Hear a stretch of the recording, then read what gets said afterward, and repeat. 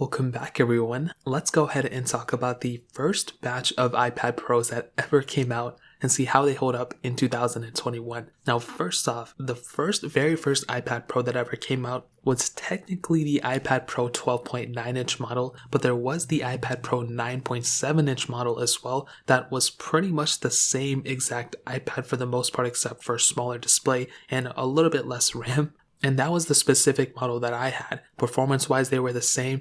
Really, it was just a difference in size. And what's crazy is that 12.9-inch iPad was a very, very big iPad. I've seen them, I played around with them, and it was actually bigger than the current 12.9-inch iPad that we have now. And I can definitely tell you these first batch of iPad Pros were pretty interesting. I liked them a lot. They weren't necessarily like the craziest devices ever, but I think that 12.9-inch iPad was just so crazy in the fact that it was such a massive, difference between the current iPads that we have, the iPad mini and the iPad, 8th generation and the iPad, 4th generation, whatever it was at that time, and that bigger end model, which was that 12.9-inch iPad Pro. Now, looking on the front and the outside and everything, you can definitely see that they still look pretty much the same. They look very current. There's really not something that's super crazy with them. You have Touch ID on the front. Really, the main thing to keep in mind with these iPads is that there was quite a bit of bezel around the whole entire display. And that was something that really stuck out to me, when I was reviewing these, whenever I had them.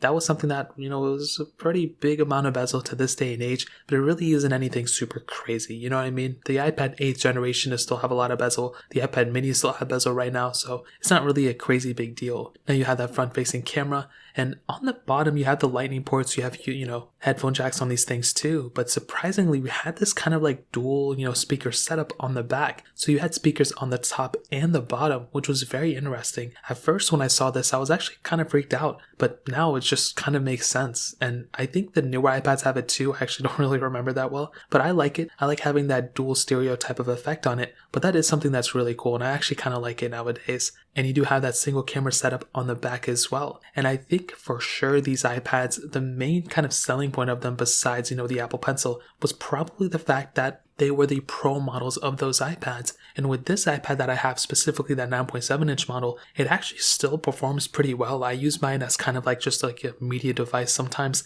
I have my iPad Pro 3rd generation, so there's not really a huge point to use this one specifically, but it's a pretty performing heavy tablet. And I think it's a awesome tablet for sure. Now, funny enough, there's a funny story. I bought this like 5 or 4 years ago. It was a long time ago. And somebody was selling it as an iPad Air 2. So I actually bought it as an iPad Air 2, and I was going to make a video on it, but surprisingly, it actually got shipped to me, and it was the iPad Pro, which is arguably a better tablet than the iPad Air 2. So that person probably thought it was an Air 2. They look almost the same, so that was pretty surprising to me. So that's kind of like a funny note. But I still think the body feels great. I don't think there's a big problem with these first generation iPad Pros. But I will tell you, camera-wise, there is kind of a little bit of a difference between the first gen, 12.9-inch iPad Pro and that 9.7-inch iPad Pro that came out just, a couple months later. That's actually the camera. So first of all, on the back, we had a 12 megapixel sensor on the newer 9.7-inch model, but an 8 megapixel sensor on that 12.9-inch model. So it's very weird how we have a better camera on the second tier model than the previous one. That may be because the iPhone 6s camera was so great that they had to put it on this one. I'm not really too sure, but there were only a couple of,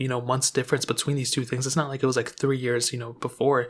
And beyond that, their internals are almost exactly the same too. Now, the biggest difference I can think of besides, the camera quality being better overall is the ability of actually being able to shoot 4K video on the iPad Pro 9.7-inch than the iPad Pro 12.9-inch at that time. But eventually that second gen, that 12.9-inch iPad Pro was a little bit better and it gave you a better experience overall. But I think the camera quality on both are actually pretty decent. You have like an iPhone 6 camera on the 12.9-inch iPad, but you have a, 4K, iPhone 6s camera on the iPad Pro 9.7-inch. And that's a pretty big reason to go and upgrade from the 12.9-inch to the 9.7-inch, which is so crazy because it's kind of a downgrade because it's, a smaller display and, maybe not as powerful, but you are getting a very powerful iPad on both of them at the end of the day. So camera quality on the back I think is great for both of them kind of. The front, again, another big difference, 5 megapixel front facing camera on the 9.7-inch model, 1.2 megapixel front facing camera on the 12.9-inch model. So again, a little bit of a difference. I'm so glad Apple has kind of,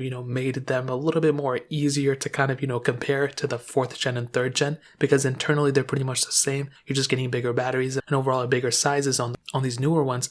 But at that time, it was a lot harder to kind of, okay, there's a lot of trade-offs here and there. But I'll tell you, for an iPad, if you're just doing a bunch of Zoom calls and, different things like that, you're probably going to have an okay experience on this tablet for sure. So in terms of the camera setup, thumbs up for me. I think this camera is still pretty good. But I will tell you something that's very, very good on both these tablets that has held up extremely well throughout time was actually the software. Both of them have that Apple A9 chip inside of them. And it's actually the A9X, so it's a little bit more above than the standard A9. And it started off with iOS 9 for both of them, and right now they are on iPadOS 14. And as I've mentioned before, these iPads having this type of capability is extremely awesome. It's an extremely long amount of software that we had on both of them. Now, I'm not too sure if it's going to be going beyond iPadOS 14. It could and it could not. So there's two different ways to look at this. First of all, when you look at the iPhone 6s, it's really going to be following that type of architecture. So it may stop getting iOS support at iOS, 14. But when you look at the iPhone 6, those devices pretty much stopped at iOS 12. They're still getting security updates, but there was an iPad, two of them, the iPad Mini 4 and the iPad Air 2, that actually had the Apple A8 chip inside of it, but the Apple A8X chip that's still being supported. So that's another big deal. The iPhone, 6s having that A9 chip may stop getting support, but the iPad Pros, these two, may actually end up going a little bit further. So I'm not too sure. It's like kind of hit or miss, but it could happen, and I think that would be awesome. So that in and of itself is a humongous asset for this device. But on top of that, the battery sizes of these two things are pretty big. So the 9.7-inch model, the smaller one, has a 7,306 mAh battery, but that iPad Pro 12.9-inch model had a 10,307 mAh battery. That is a massive size battery to have on this device, and as I mentioned before, dude, that is a crazy big battery. That thing's going to be lasting you forever. Even that standard iPad Pro, that 9.7-inch model, is going to be lasting you for quite a bit of time too. So you can't really go wrong with either one of these, and that's a really big asset for these. So when it comes down to it, I think the 12.9-inch model has that way bigger battery, but the 9.7-inch model is still really good too. So in terms of that covers up probably one of the better things about these iPads. Now ending it off with the performance, as I mentioned, both of them have the A9X chips inside of it. The bigger difference was the RAM. So the standard one, the 9.7-inch one, only had 2 gigs of RAM. The top tier model had 4 gigs of RAM. And I can definitely tell you the performance, whenever I did anything with these iPads, specifically the 9.7-inch model, because it's the one I owned, it's a really good performing iPad. There's really not that much to hate on it. I think for day-to-day tasks, it's going to be fine. I think you are going to be running into issues when it comes down to RAM management, kind of on both of them at this point, mostly because they are kind of getting to that point where they're a little outdated. And I think 4 gigabytes of RAM is still really, really good. I mean, that's a lot of RAM to have still on any iOS device, even on an iPadOS device. But as I mentioned before, that 9.7-inch iPad is still okay too. But if you want to take it to the next level, if you want to get a really good performing iPad, the iPad Air 4 is probably the best performance to the, price tag in my opinion. But I'll tell you, performance on both these iPads is still good enough for the most part. Now, if you're trying to, replace your M1 MacBook for something like these, I really don't think you're going to be having that great of an experience, but you'd be surprised how smooth these iPads still are. And for day-to-day tasks, typically what I do, they actually handle things that I throw at them pretty, okay. So I think when it comes down to that, I'll probably give it a thumbs up for sure. Now, it's not perfect, but I think performance is still okay for the most part. So to kind of sum up this video and to answer the question, is the iPad Pro still worth it in 2021? Well, this is what I'll tell you. With these iPad Pros, the first batch of the first generation, I think these iPads were a solid, type of iPads to release at that time. They had so much going for them. They're still extremely decent in my opinion. But I think when you look at, the software lifecycle kind of coming to an end, as well as some other characteristics when it comes down to the body, they both still feel extremely premium, but that doesn't mean, they are performing really well or anything like that. I think some of the biggest assets for these things is the battery life. It's still extremely good. The performance is still pretty smooth, but I think sooner than later, as I mentioned before, the software is going to slowly become outdated and slowly become phased out. So whether it gets stop getting support this year or next year, it's going to happen fairly soon, and that's why I would probably recommend people to kind of jump ship and then go to something like an iPad Pro 2nd generation, maybe at the bare minimum. But if you can't afford it, go to the iPad Pro 3rd gen or the iPad Air 4. Those are going to be giving you much better experiences overall, in my experience, than something like this iPad. And I think these iPads are great, but as I mentioned before, going up a little bit, going to the iPad Air 4, one of those iPads are probably going to give you a better experience in my opinion. So in terms of that pretty much covers it up. If you guys have any other questions or anything like that, let me know in the comment section below.